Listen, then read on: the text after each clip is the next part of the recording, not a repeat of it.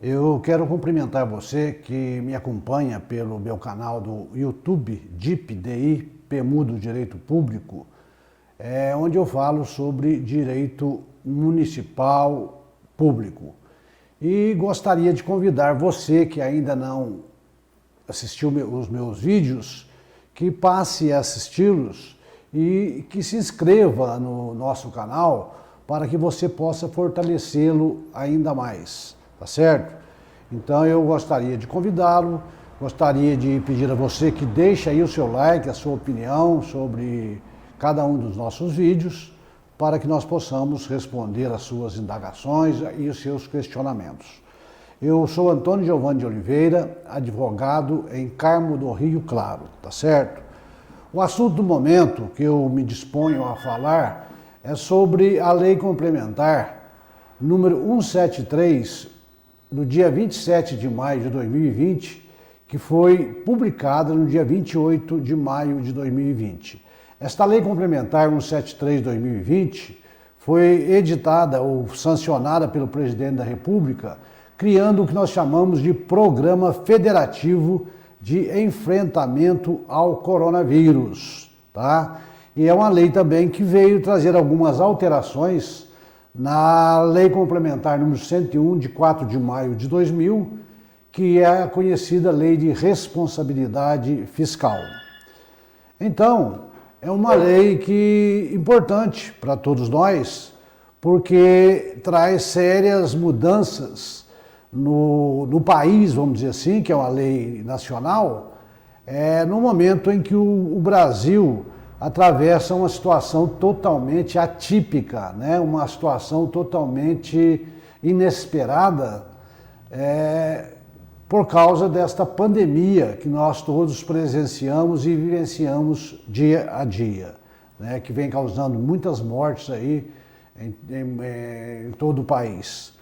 Esta lei, podemos dizer que ela foi editada em caráter, então, se nós estamos numa situação atípica, em caráter excepcional, é uma lei que vai vigorar de forma temporária, tá? Enquanto perdurar a pandemia, que de acordo com o decreto legislativo expedido pelo Congresso Nacional número 6, vai até o dia 31 de dezembro de 2020, a previsão desta pandemia, de término dessa pandemia, né?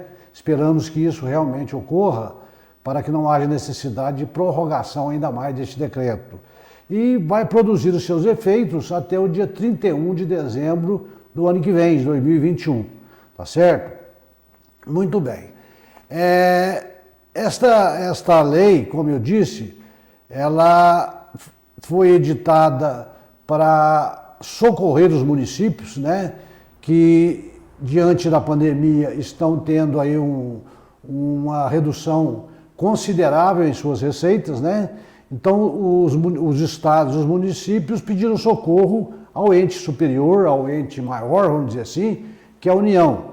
E através desta lei realmente vieram esses recursos, ou estão vindo, ou estão sendo repassados esses recursos aos estados e municípios brasileiros, tá certo? Muito bem. Todavia, nós temos que ver o seguinte: esta lei, ao mesmo tempo em que ela veio socorrer estes municípios, esses estados brasileiros, ela veio também sacrificar de forma considerável os direitos consagrados e até mesmo os adquiridos pelos servidores públicos, de um modo geral. Então, mais uma vez, quem paga o pato, vamos dizer assim, são os servidores públicos. Eu já falei em outros vídeos que sempre que nós estamos em crise, qualquer que seja ela, de onde precisa se cortar gastos na administração pública, os primeiros que sofrem com isso são os servidores públicos. Já pensam em não fazer, dar reajuste nos seus vencimentos, em cortar horas extras, cortar, enfim, uma série de benefícios aí dos servidores. Então, eles são realmente considerados aí as peças centrais deste jogo de damas que nós estamos vivendo através desta lei. Esta lei, eu me propus a falar sobre ela hoje, sobre dois aspectos que eu considero importantes dentro desta lei. Primeiro, quero falar dela de um modo assim mais amplo sobre a sua divisão ou sobre as suas partes, tá? E quero falar também sobre o decreto legislativo número 6, editado pelo Congresso Nacional no dia 20 de março, que reconheceu a calamidade pública em todo o nosso país, tá certo? Muito bem, eu posso dizer para vocês então que a Lei Complementar 173/2020, que criou esse programa federativo de combate ao coronavírus e que também trouxe alteração na Lei de Responsabilidade Fiscal, ela se divide em 3 partes que podemos separar aí por artigos, vamos dizer assim. É uma lei muito enxuta, né? Somente com 11 artigos, tá? Mas é uma lei que está sendo muito questionada no momento por todos os operadores do direito, tá certo? É uma lei recentíssima, né? Que nós não temos ainda nada sobre ela em termos de estudos doutrinários, não temos nada ainda sobre elas na jurisprudência, para que nós possamos ter um norte a seguir, para que nós possamos ter um caminho a trilhar em relação a cada um dos seus dispositivos previstos aí nos seus artigos, tá certo? Vamos dizer 10 artigos, porque o artigo número 11 é que diz a publicação da lei. Esta lei entrará em vigor na data de sua publicação, ou seja, era do dia 27 de maio, entrou em vigor na publicação que foi no dia 28 de maio, tá certo? Então, praticamente são 10 artigos que nós temos nesta lei, aplicados de uma forma imediata aos entes federativos, vamos dizer assim. Nós podemos dizer, então, que ela se subdivide em 3 partes. A primeira parte desta lei, nós temos, então, as iniciativas deste programa federativo de combate ao coronavírus. Então, ela trouxe na sua primeira parte, entre os artigos 1º ao artigo 6º, essas normas a respeito desses benefícios, dessas condições estipuladas pela União para socorro dos estados e dos municípios, em termos de cifras e em termos de obrigatoriedade de condutas dos entes beneficiados, no caso, os estados, o Distrito Federal e os municípios, tá certo? Nessa primeira parte, então, nós podemos dizer que são verificados aí a suspensão do pagamento de dívidas dos estados, do Distrito Federal e municípios com a União. Então, faz parte dessa primeira parte, essa primeira parte da suspensão do pagamento das dívidas que o município tem, que o Distrito Federal tem e que o Estado tem para com a União, tá? Trata também, ainda nessa primeira parte, sobre a reestruturação de operações de crédito interno e externo firmadas por estados, Distrito Federal e municípios junto ao sistema financeiro e instituições multilaterais de créditos. Então, tudo isso aí está previsto nessa primeira parte. E ainda, dentro dessa primeira parte, concluindo a primeira parte, nós temos as regras para as entregas de recursos da União, na forma de auxílio financeiro aos estados, municípios e ao Distrito Federal, tá certo? Então, essas questões estão todas relacionadas na primeira parte desta lei. Na segunda parte, nós temos, eu disse que a primeira parte vai do artigo 1º ao 6º, a segunda parte, toda ela é tratada no artigo 7º desta lei, que traz algumas alterações nos artigos 21 e 65 da Lei de Responsabilidade Fiscal, na Lei 101, de 4 de maio do ano de 2000.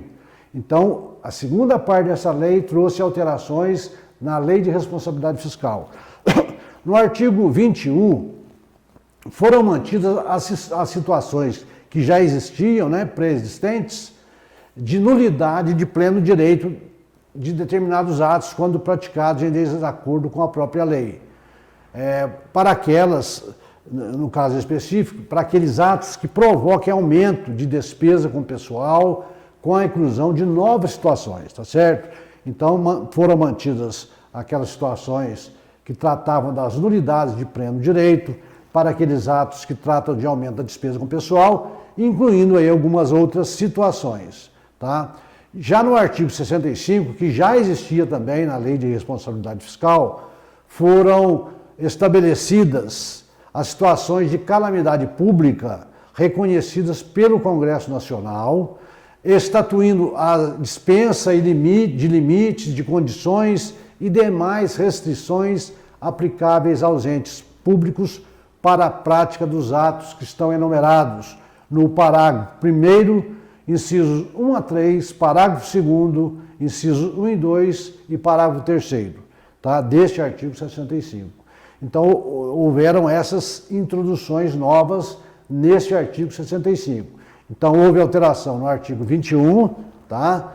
Onde foram mantidos aquelas condições que já existiam, que tratavam de nulidade de pleno direito para aqueles atos que provocam aumentos com despesa com o pessoal e aumentada ainda outras situações de nulidades de atos de pleno direito quando praticados, porque contrários à própria Lei de Responsabilidade Fiscal.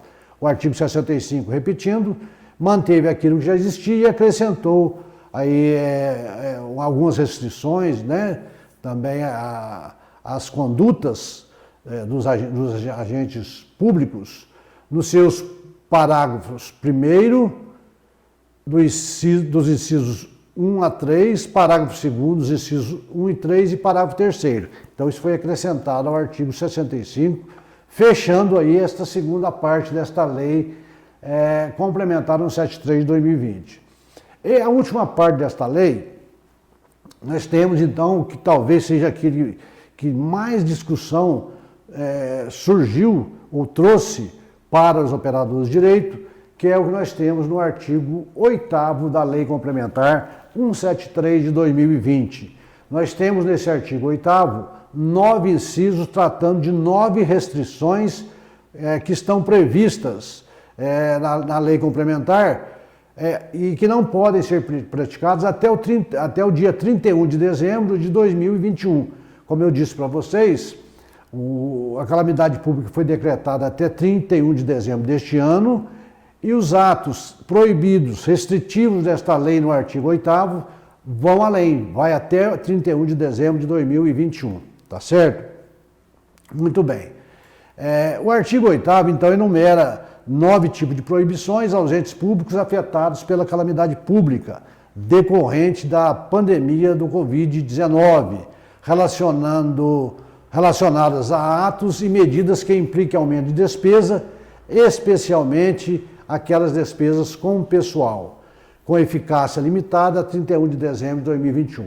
Então, vocês podem ver por aqui mesmo, pelos próprios artigos, que ele define que esta é uma lei temporária, é uma lei que tem prazo de validade, né? É uma lei que 31 de dezembro de 2021 não se fala mais nela. Só vamos usá-la novamente no caso de uma nova pandemia que, se Deus quiser, não vai acontecer nunca, né? Que, aliás, a calamidade pública pela União Federal foi a primeira vez que foi decretada no nosso país, né? É bom que se registre isso, tá certo?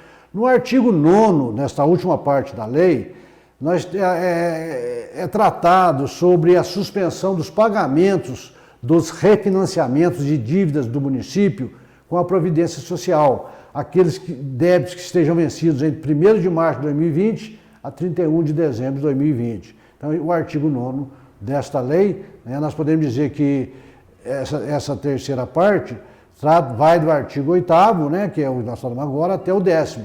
No 8º nós temos essas 9 restrições, que eu já comentei com vocês, e no artigo 9º nós temos, então, a forma de suspensão dos pagamentos de refinanciamentos de dívidas dos municípios, aqui especificamente dos municípios, para com a Previdência Social, desde que esses refinanciamentos ou essas negociações, vamos dizer assim, abranjam o período aí de 1º de março deste ano a 31 de dezembro deste ano.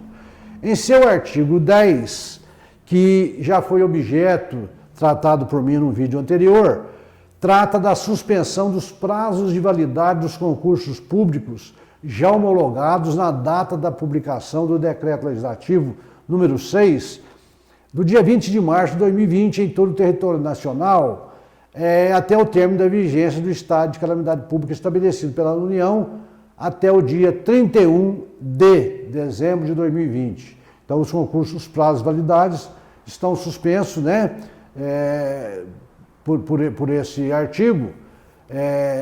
Aqueles concursos que estejam homologados até dia 20 de março desse ano, têm os seus prazos de validade suspensos até 31 de dezembro de 2020. Com isso, encerro aqui esta terceira parte da lei, né? Então, nós temos três partes, como eu disse. A primeira que vai do artigo 1º ao artigo 6º, a segunda parte que está toda ela no seu artigo 7º, e a terceira parte que abrange os artigos 8º, 9º e 10 da Lei Complementar 173 de 2020. Tá? Eu quero começar a falar daqui para adiante, não vou nesse vídeo hoje, eu quis colocar essa forma mais ampla, mas vou começar a falar para vocês neste vídeo e nos vídeos anteriores sobre principalmente as restrições do artigo 8º da Lei Complementar 173 2020, porque, como eu disse, é aquele artigo que está havendo mais discussão no nosso meio jurídico, é aquele que está havendo mais controvérsias entre os operadores de direito. Por que está tendo isso? Porque se trata de uma lei nova, porque não temos ainda nenhum trabalho doutrinário a respeito disso, pelo menos eu não conheço, tratando desta lei, né, é muito recente, de maio, e não temos também nenhum caso que foi levado ao judiciário para ser examinado, a não ser algumas questões, algumas ações diretas de inconstitucionalidade que já foram propostas aí perante o Supremo Tribunal Federal, que eu já sei pelo Partido dos Trabalhadores, pelo PT, por algumas federações, né? Então estão em análise ainda, discutindo a inconstitucionalidade de alguns dispositivos desta lei, dentre eles a questão da eliminação do recurso dos concursos públicos por um determinado tempo, tá certo?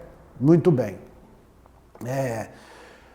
O que diz esse artigo 8º? Nós vamos ficar até esse artigo 8º hoje, não vamos entrar nos seus incisos não. Dos seus incisos em diante, ali, aquelas análises, eu farei a partir dos próximos vídeos.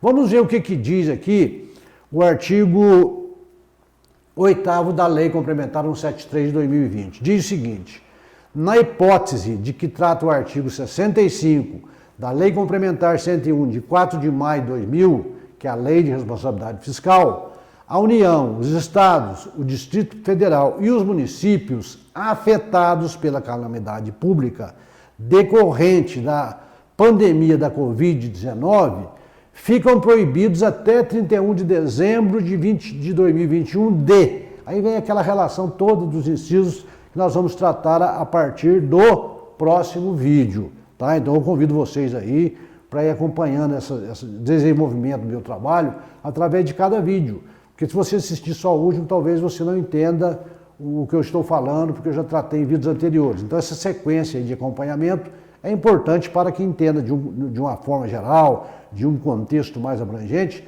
toda esta Lei Complementar 173 de 2020. Muito bem. Então, diante da redação do caput ou da cabeça do artigo 8º da Lei 173, que eu vou repetir, na hipótese de que trata o artigo 65 da Lei de Responsabilidade Fiscal, a União, os Estados, o Distrito Federal e os municípios afetados pela calamidade pública da pandemia da Covid-19 ficam proibidos até 31 de dezembro de 2021. Uma questão que surgiu aí logo de cara com esta nova redação, ou com essa redação do artigo 8º, introduzido pela Lei 173 de 2020, foi o seguinte: o meu município está afetado pela calamidade pública de uma forma expressa? Porque, por exemplo, eu não tenho no meu município o decreto que reconheceu a calamidade pública no meu município, eu não tenho. Por isso ele foi reconhecido, ou ele é reconhecido, esta lei se aplica a ele. é a pergunta primeira que eu faço, a pergunta que fica. O município, para se enquadrar na Lei Complementar 173, precisa editar o seu próprio decreto municipal, ou seja, o seu ato próprio, ou basta, para tanto, o Decreto Legislativo Federal número 6 de 2020, editado pelo Congresso Nacional? Nós temos aqui, olha, veja o seguinte, que o artigo 65, no seu formato original da Lei de Responsabilidade Fiscal, já prevê o seguinte: na ocorrência de calamidade pública reconhecida pelo Congresso Nacional, no caso da União, ou pelas Assembleias Legislativas, na hipótese dos estados e municípios, enquanto perdurar a situação. Aí vem algumas condições de existir. Então, por essa redação anterior, nós temos o quê? Nós temos que, para que haja o reconhecimento de calamidade pública para o meu município, é necessário que ela também seja reconhecida, ou vamos dizer, ratificada pela Assembleia Legislativa do meu estado. Em outras palavras, se eu faço um decreto municipal, na redação anterior da lei, um decreto municipal reconhecendo ou declarando a utilidade pública no meu município, para que ele possa ter validade, para que eu possa ter socorro de outros entes públicos, é necessário que este ato seja também aprovado e ratificado pela Assembleia Legislativa do meu estado. Então é assim que estava a redação anterior. Mas muito bem, com a edição da Lei Complementar 173, a situação mudou desde que foi expedido também o Decreto Legislativo 06 de 2020. A pedido do Presidente da República, através de uma mensagem número 93, que ele enviou para o Congresso Nacional, foi editado, depois de aprovado nas duas casas do Congresso, Câmara de Deputados e Senado Federal, o decreto número 6, de 20 de março de 2020, reconhecendo de uma forma ampla em todo o país, tá certo? Em todo o território nacional, o estado de calamidade pública.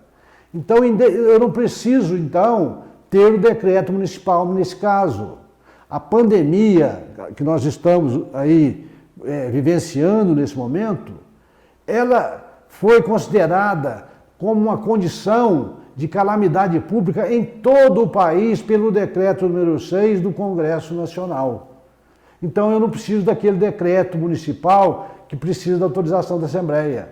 Aqui foi mais rápido. Tá? Tanto é que houve então uma alteração nesta lei complementar, dizendo o seguinte, que nessa situação o Congresso pode editar um ato abrangendo todo mundo, tanto a União como o Estado e o município, porque na redação anterior, que ainda prevalece, vou explicar depois por quê, no caso da União, tem que haver o quê? O reconhecimento desta situação pelo Congresso Nacional. No caso dos estados e municípios, tem que haver o reconhecimento dessa situação pela Assembleia Legislativa, tá certo? Agora, como que ficou então? Nós ficamos com duas condições então voltando só para confirmar aqui a indagação, o município, qualquer município brasileiro foi enquadrado pelo decreto 06 em estado de calamidade pública, independentemente de ele ter editado ou não o seu decreto que foi para a Assembleia ou não. Eu sei que muitos municípios decretaram também o estado de calamidade pública e a Assembleia Legislativa, pelo menos do estado de Minas Gerais, já ratificou esses atos desses municípios. Mas que aqueles que não fizeram não tem problema nenhum, que eles estão enquadrados nos benefícios e nas restrições também desta lei, tá certo? Então não há necessidade disso, esse é um ponto já superado, vamos dizer assim, tá certo? Muito bem, então nós podemos dizer que nós, a partir de agora, nós vamos ter dois estados ou dois tipos de calamidade pública. Uma que pode ser reconhecida em caráter regional e outra nacional. Regional é aquela que já existia na lei de responsabilidade, que não foi alterada por esta lei. Nesse caso, sim, há necessidade, é uma situação localizada no país, naquele município, naquele estado. Eu vou fazer um ato para aquilo, vou fazer um decreto. Esse decreto vai para a Assembleia, ela vai ratificar. Aí sim está configurada a situação de calamidade pública para todos os fins de direito. O mesmo se aplica ao Estado. O Estado faz o seu ato, o seu decreto, e se aplica também, se há necessidade também da ratificação ou da aprovação pela Assembleia Legislativa. Então, esses são atos regionais, que podem abranger só um município do Brasil, alguns municípios brasileiros, inclusive alguns estados brasileiros, tá certo? Juntamente, estado e município também, em conjunto, não tem problema nenhum, só um município, só lá que está tendo a situação, ou no estado inteiro com aqueles municípios, mas não no país. Quando a situação abrange o país, nós temos um segundo tipo, de caráter nacional, que aí quem vai decretar é o Congresso Nacional, como fez agora com esse decreto número 6 de 20 de março, onde abarcou nessa situação todos os municípios brasileiros.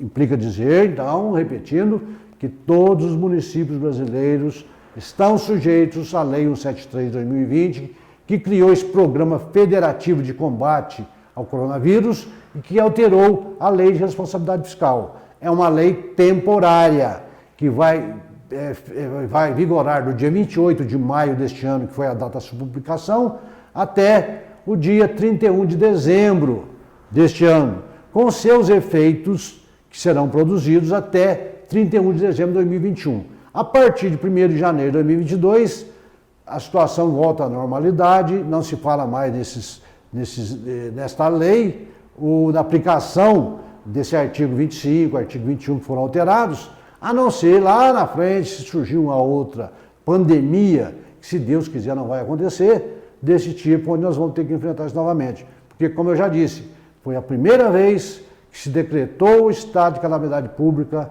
a nível de União. Nós já presenciamos isso aí a nível de estado, a nível de município, mas de União Federal, do Brasil todo não, né? Então esse é um mal realmente que assola todo o nosso país.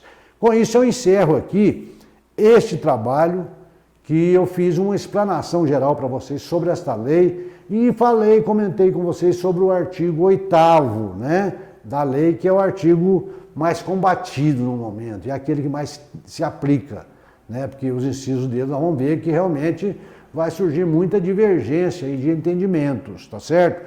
Então, neste vídeo, eu me sintonizei aqui em tratar das 3 partes que compõem essa lei e da abrangência desse decreto legislativo federal número 6, de 20 de março de 2020, que foi editado pelo Congresso Nacional, aplicando-se em todo o nosso Brasil, tá certo?